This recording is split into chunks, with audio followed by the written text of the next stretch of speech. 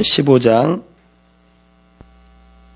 22절에서 35절 말씀 우리 한 절씩 교독하겠습니다. 이에 사도와 장로와 온 교회와 그 중에서 사람을 택하여 바울과 바나바와 함께 안디옥으로 보내기를 결정하니 곧 형제 중에 인도자인 바사바라 하는 유다와 실라더라.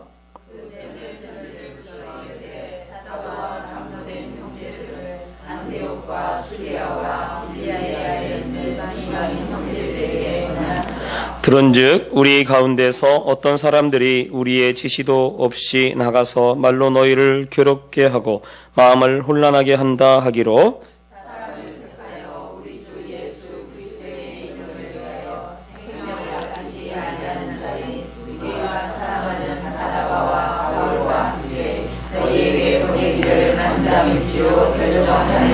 그리하여 유다와 실라를 보내니 그들도 이 일을 말로 전하리라.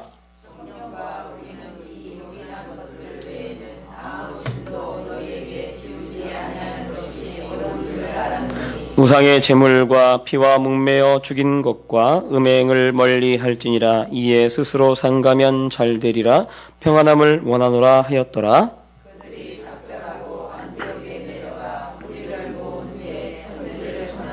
있고 그 위로한 말을 기뻐하더라.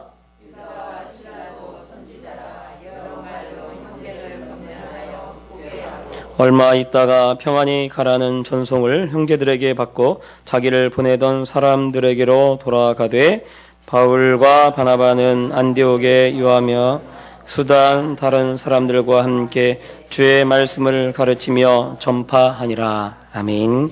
제가 기도하겠습니다. 사랑의 하나님 아버지, 주님의 은혜와 사랑 감사합니다. 이 시간 우리가 다 하나님 말씀 앞에 있습니다.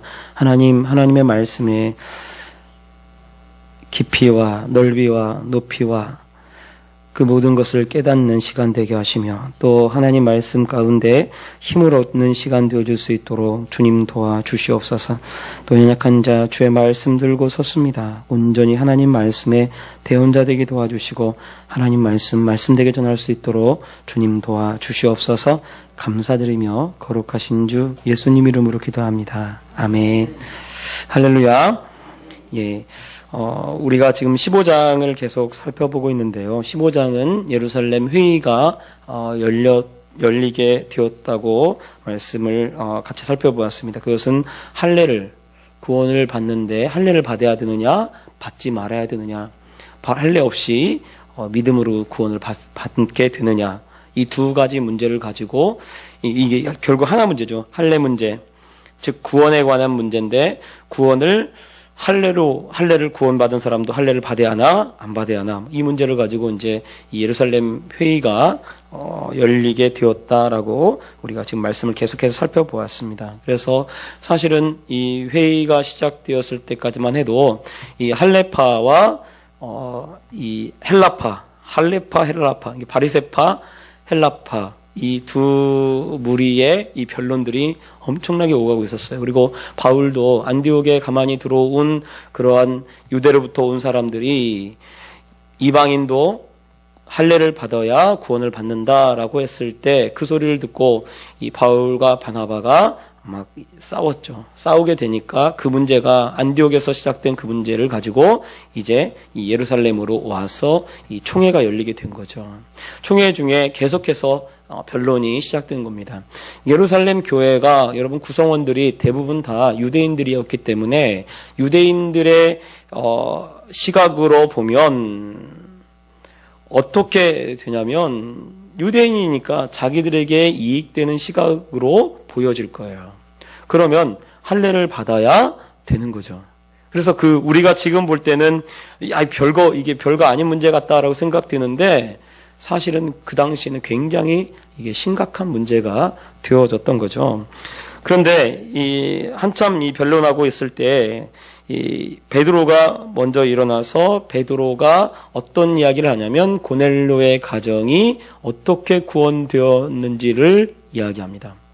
그래서 우리가 이 베드로의 이야기를 통해서 베드로가 주장하는 것은 무엇이었냐면 하나님이 고넬료의 가정을 구원할 때 내가 그들을 선택해서 그들이 또 할례를 받기도 전에 이방인이었음에도 불구하고 하나님이 먼저 그들을 구원했다는 거죠.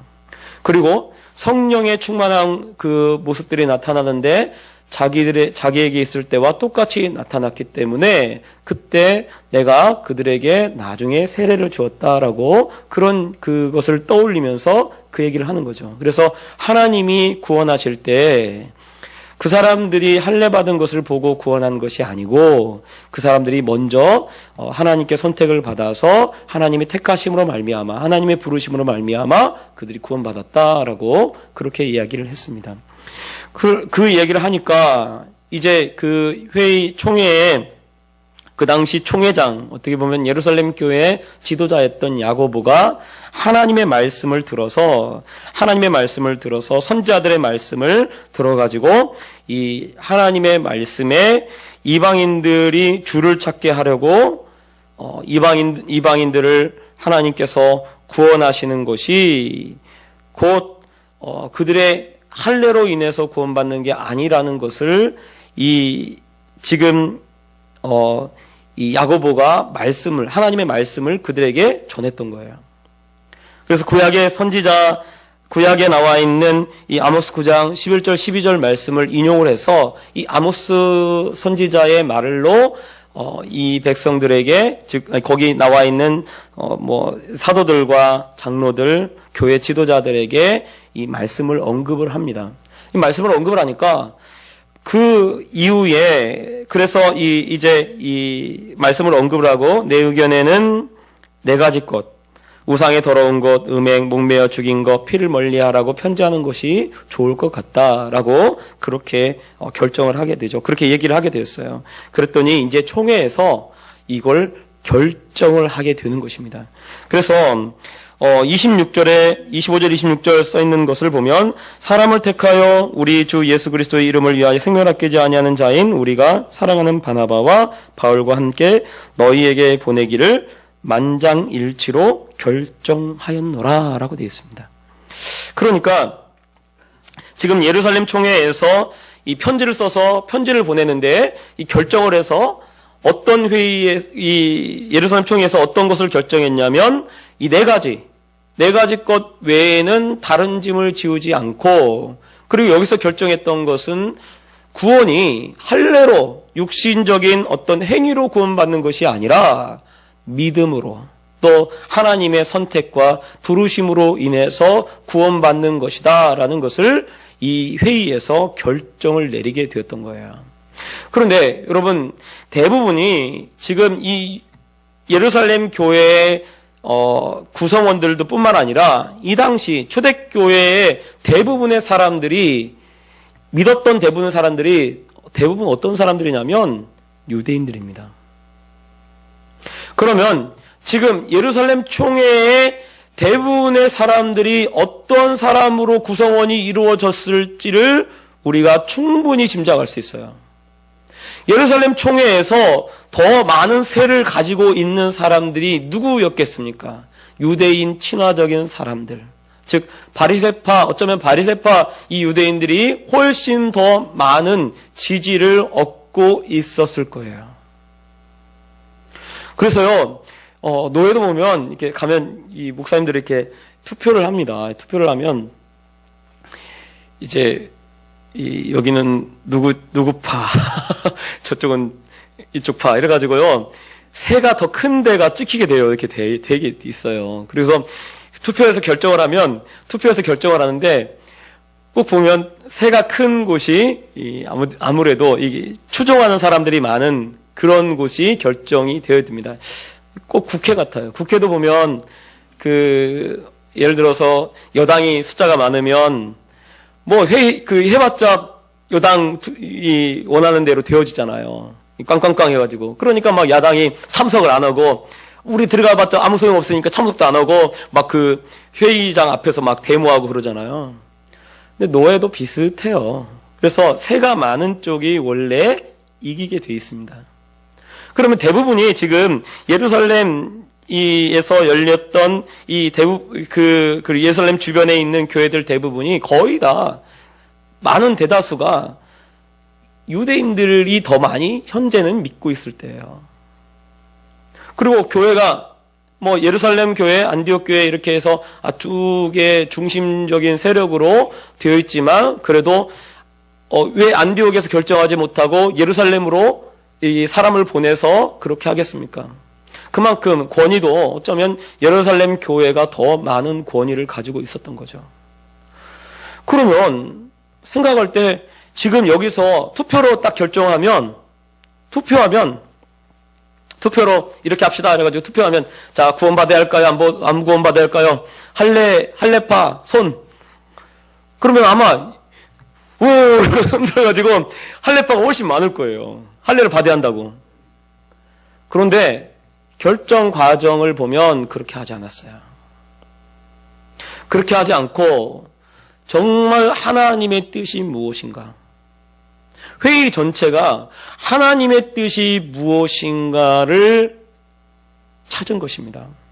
그걸 구한 거예요. 그러니까 말씀에도 보면 여기에 보면 만장일치로 결정했다라고 그렇게 되어 있습니다. 즉 그 말은 베드로가 먼저 고넬료에 대해서 언급을 하면서 하나님이 먼저 선택해서 그들을 구원하셨다. 그 얘기를 먼저 하니까 그 다음에 야고보가 하나님의 말씀을 언급을 하죠. 하나님 말씀에 구약 성경에 바로 구원이 할례로 되어지는 것이 아니고 이방인들에게도 구원을 하도록 하는 것이 하나님의 뜻이었다는 거죠. 그래서 그렇게 이야기를 하니까 대다수의 헬라파 사람들이 많이 있었던 교회에서 어떻게 결정하냐면 바로 이 이방인들에게 할례를 주지 않도록, 즉 자기들의 생각과 반대되는 데에 모든 의견을 다 봐서 오늘 말씀에도 만장일치로 결정해요. 여러분, 전병 목사님 교회 옛날에 삼일교회라고 있어요.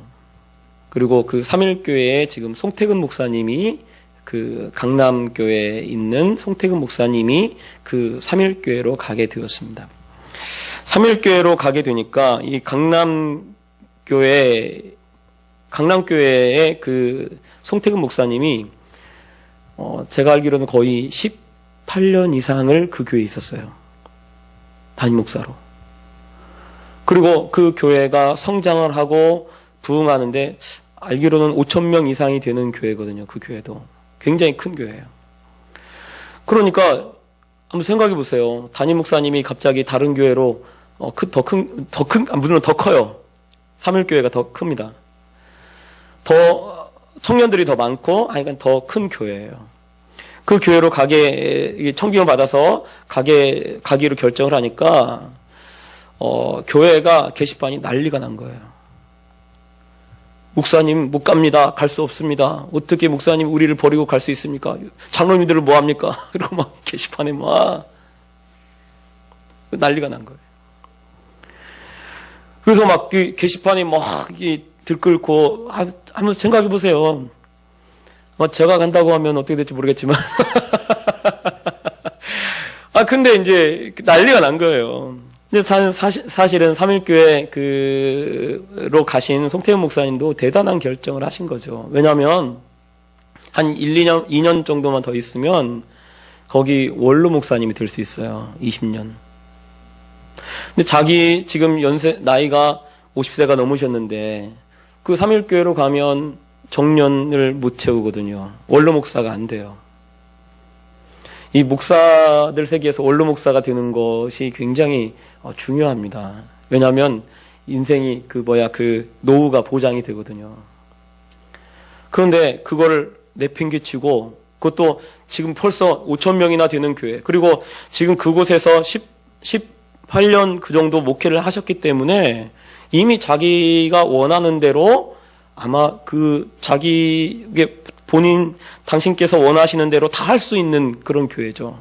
그리고 교인들의 절대적인 지지를 받고 있는 목사님이고, 그러면 큰 교회 안 가주셔도 그곳에서도 자기가 하고 싶은 거 다 하실 수 있어요.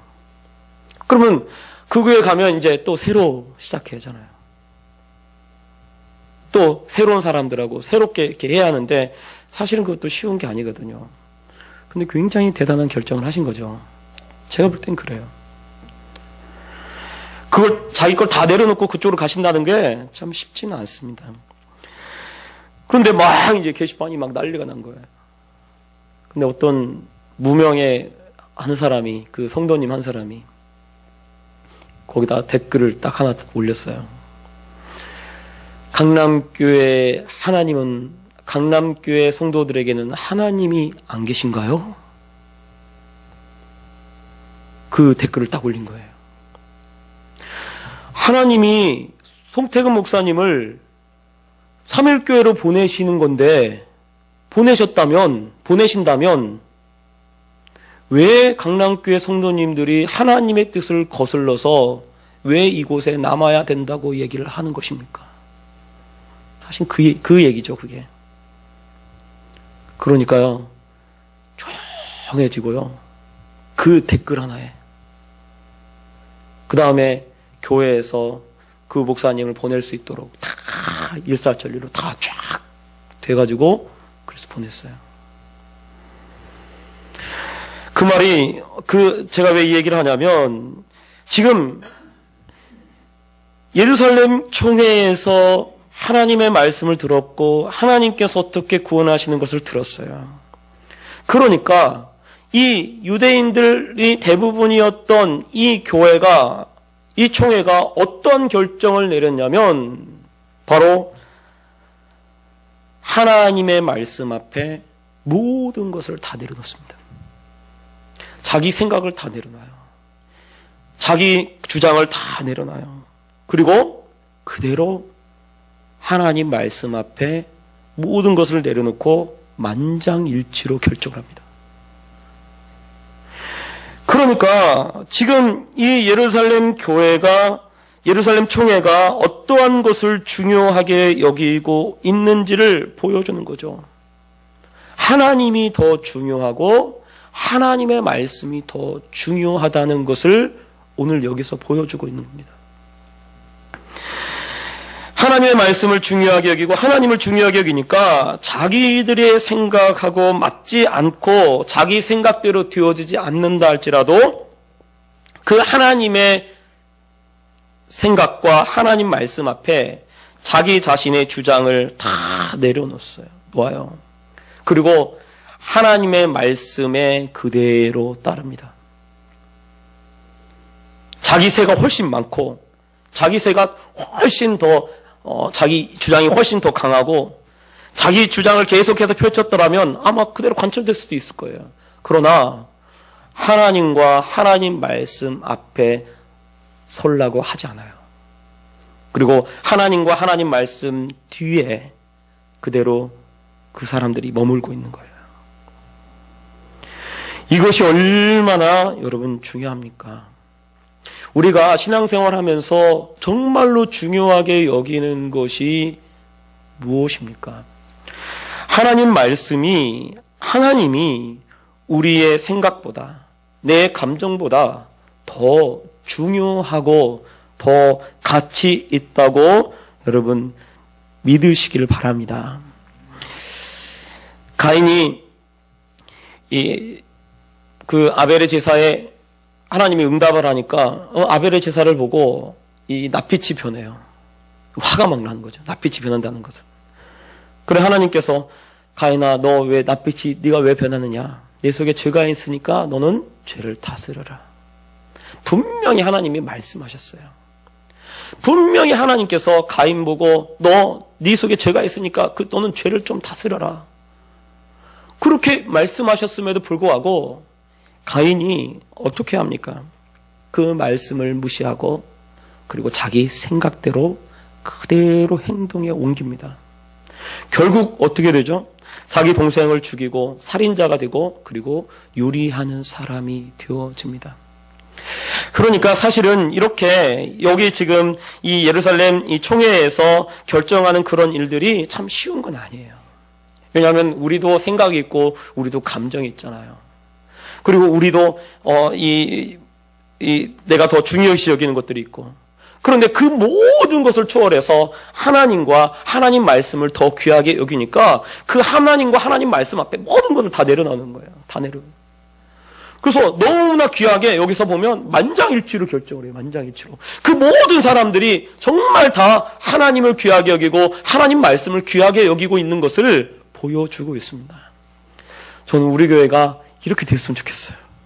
하나님을 귀하게 여기고 하나님 말씀을 귀하게 여겨서 하나님 말씀이 딱 떨어지면 내 생각 탁 내려놓고 내 감정 내려놓고, 왜 하나님 말씀 앞에 그거 아무것도 아닙니다. 그래요. 주님 말씀 맞습니다. 주님이 맞습니다. 내게 정말 손해가 되고 내게 어쩌면 내 생각대로 안 되어져도 하나님 말씀이 맞습니다. 라고 그렇게 자신의 생각과 마음과 그 감정까지도 내려놓고 행동까지도 하나님 말씀대로 행동으로 옮길 수 있는 그런 우리 성도님들이 좀 되었으면 좋겠습니다. 또 사실 이러한 결정은 기독교와 이 유대교의 사이를 분명하게 가르는 그런 결정이었습니다. 그전에는 유대인들에게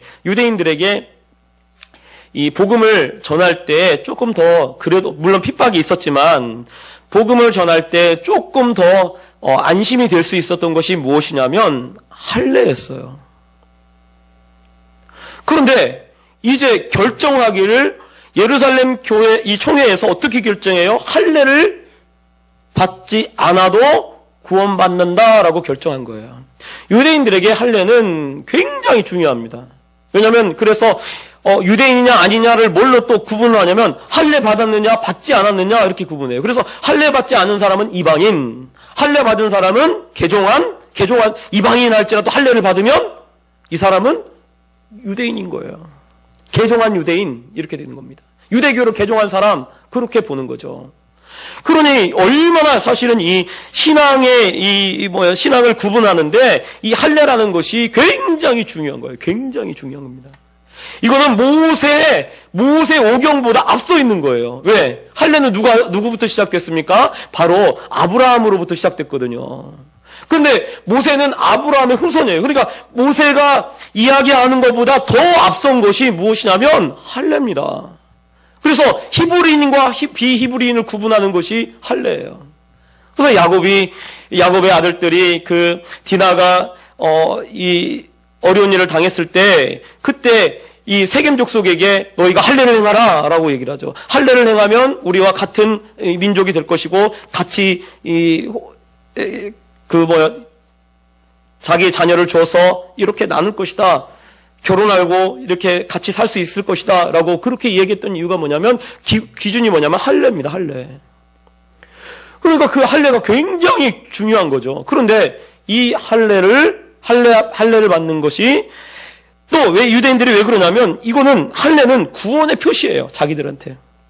유대교에서 할례를 받는 것은 구원의 표시입니다. 그래서 복음을 전할 때 유대인들에게 할례를 받고 할례를 이렇게 했다는 것이 아주 이 사람들에게는 그래도 복음을 전하는데 약간의 도움이 되는 거예요. 그런데 여기서 이렇게 결정하면서 어떻게 되냐면 더 유대교와 기독교와 완전히 분리가 되어지는 거예요. 그러면 유대인을 전도하는데 조금 더 어려워지는 거죠. 왜냐하면 분명한 구분이 있어요. 이제 할례가 구원의 표시가 아니니까 더 이상 이 할례에 대해서 얘기하지 못하게 되는 거예요. 그러니까 어떻게 됩니까? 더 이제 완전히 유대교와 갈라서지는 것을 결정을 한 것입니다. 그전에는요, 어느 정도 유대교하고 이렇게 연관성이 있었어요. 어느 정도. 그런데 이것까지 완전히 딱 갈라져서 구분되어지는 거죠. 어쩌면 유대인들이 더 많았을 당시니까 믿는 유대인들이 더 많을 당시니까 이렇게 결정하는 것은 자기들에게 전혀 유익이 되지 못하는 방향으로 결정이 된 것입니다. 그런데 하나님은 오히려 유대교와 기독교를 더 확실히 구분하고 그리고 믿음으로 구원받고 하나님의 부르심과 선택으로 구원받게 되는 것을 이 말씀을 통해서 더 확정되어지고 그리고 보여주고 있었던 거죠. 기독교 신앙은요, 타협하는 것이 아닙니다. 타협하기 시작하면 전부 다 내어주는 거죠. 그래서 어쩌면 이렇게 이걸 그 할례를 딱 붙잡고 가면 조금 덜 핍박도 좀 덜 받고 우리 똑같다 이렇게 할 수도 있고 조금 그럴 수 있어요. 그런데 주님은 그걸 원하지 않는 거죠. 하나님은 그걸 원하지 않고 오히려 기독교와 유대교 사이에 완전한 구분을 지어서 기독교를 택할 건지 유대교를 택할 건지 그렇게 구분되어지도록 하나님이 그렇게 오늘 총회의 결정을 통해서 이끌어 가고 계신 것입니다. 많은 종교들이 요즘 보면 종교다원주의라고 해서 모든 종교가 다 같다라고 그렇게 얘기합니다. 그래서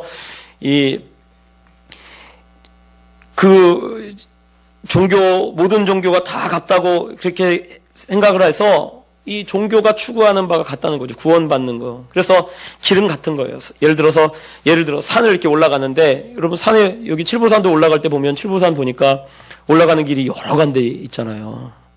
정상으로 이렇게 바로 올라가는 길, 뭐 이렇게 저기 절로 이렇게 올라가는 길, 그리고 뭐 저 뒤편으로 해서 저기 기도원 있는데 기도원 쪽으로 해서 올라가는 길, 그렇게 여러 길이 있습니다. 그뿐만 아니라 여러 길이 있죠. 칠보산도.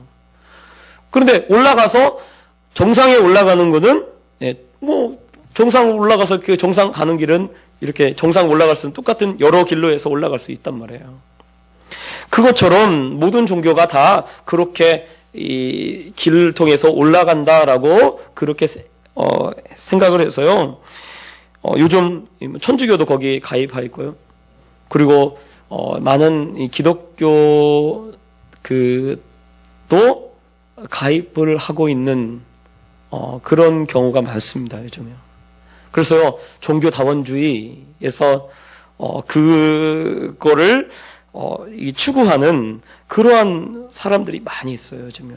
그래서 모든 종교가 같다는 거예요. 불교나, 원불교나, 이슬람교나 추구하는 게 다 같다. 기독교나 다 구원받고 이렇게 그 정상의 꼭대기 올라가면 다 똑같다라고 하는 것이 종교다원주의입니다. 여러분 이것을요, 요즘은요, 모든 그러한 이 사회나 모든 이 사람들이 다 그렇게 여기고 있어요. 교회를 안 다니는 사람들도 그렇게 생각을 합니다. 그래서 종교는 다 같다. 그렇게 생각을 해요. 그런데 성경은 그렇게 말하고 있지 않습니다. 모든 것이 다 같은 것이 아니라 오직 구원을 받을 수 있는 길은 오직 예수님밖에 없는 거예요. 근데 그거를 자꾸 타협을 해요. 그래서 마치 교회가 어떤 교회, 예를 들어 교회에 스님이 와서 설법을 하고 천주교 신부님이 와가지고 교회 강단에서 이 말씀도 전하고 그렇게 하는 교회면 굉장히 좋은 교회. 사람들이 그렇게 생각합니다. 그리고 없다, 구원 없다, 이렇게 외치는 교회는 저 골수 이렇게 생각을 해요. 그래서 별로 안 좋아합니다. 그런데 사실은 하나님 말씀이 오직 예수님밖에 없어요. 그래서 나로 말미암지고 내가 곧 양의 문이요 나로 말미암지 않고는 구원을 받을 길이 없다는 거예요. 예수님이. 그렇다면 이 말씀은 무슨 말이냐면 다른 거하고 타협해서 구원받을 수 있다? 절대 그렇지 않다는 거예요. 말씀대로 살아가야 돼요. 말씀대로 가야 구원받을 수 있고 말씀대로 가야 정말 저 생명을 얻을 수 있게 되어지는 거죠. 천주교가 저도 고등학교 때까지 천주교회를 좀 다녔기 때문에 이 천주교에 대해서 조금 잘 아는데요. 천주교는요 다 타협합니다. 그래서 그 어느 지역에 들어가든지 그 지역의 풍습하고 맞물려 가지고요 같이 해요. 그래서 천주교 다니면요 제사 드려요. 제사 지냅니다. 천주교요. 그리고요 신부님 수녀님 만나가지고 또 교사들하고 같이 가서 교사회의를 어디서 하냐면 호프집에서 합니다. 술 마시면서. 근데 저도 천주교 다닐 때 얼마나 저희 형이 그렇게 교리교사라고 하거든요. 교리교사. 교리를 가르쳐요. 말씀 그렇지 교리를 가르쳐요. 교리교사라고 하는데 이 교리교사 모임을 갔다 오면 술을 과하게 와가지고 와요. 술을 해서 와요. 그래서 이제 어디 갔다 왔냐고 물어보면 이 교리교사 모임이 있어가지고 거기서 이 신부님하고 수녀님하고 그 교리교사들하고 같이 짠하고 술 한잔 했다는 거예요. 신부님 방에 가면요 담배도 엄청 많이 있습니다. 그때 당시에 입생로랑 굉장히 비싼 담배 제 기억에 왜냐하면 다 국산 필 때 신부님은 외제 피더라고요. 그러니 제가 딱 보면 그 신부님 저 이뻐여가지고 제가 신부님 방에 간 적이 있어요. 그러면 신부님 그 책상에 저 같은 서재 같은데 제가 있는 서재 같은데 뭐였냐면 도라지 엄청 큰 도라지 있죠. 도라지로 술 담가 놓은 거 쫙 이 사무실에 이렇게 있어요.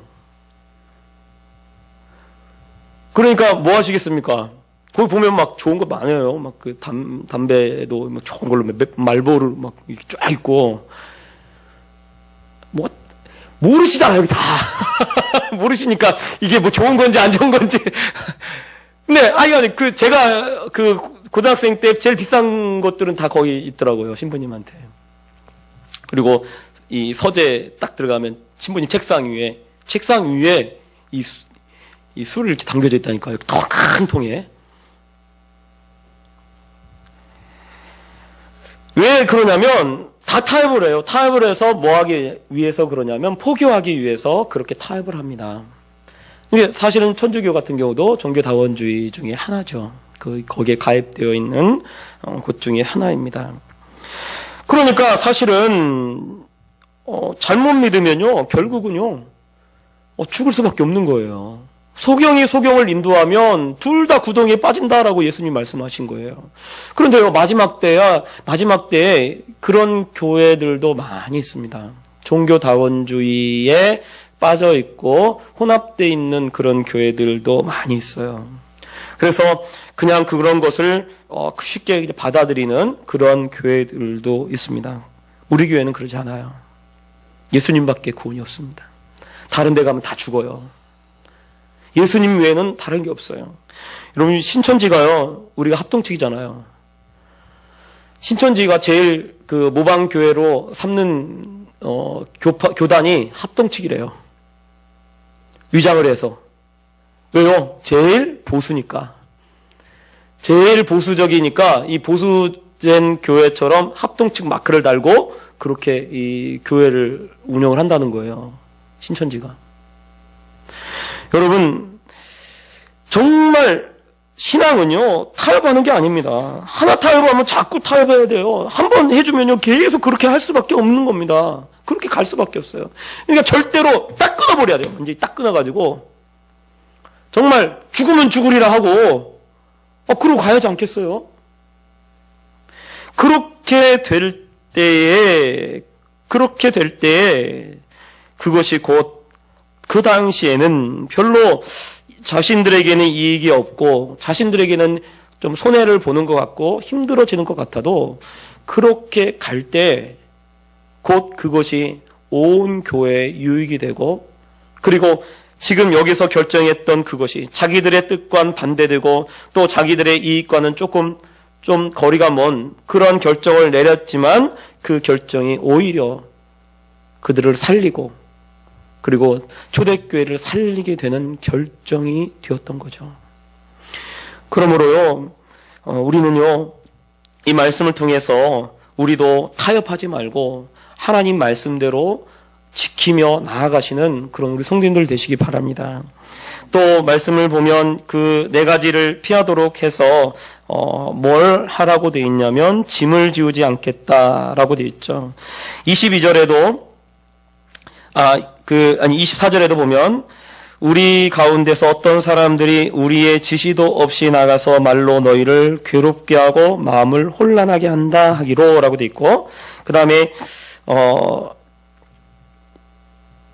28절에도 성령과 우리는 이 요긴한 것들 외에는 아무 짐도 너에게 지우지 아니하는 것이 옳은 줄 알았노니 라고 돼 있어요.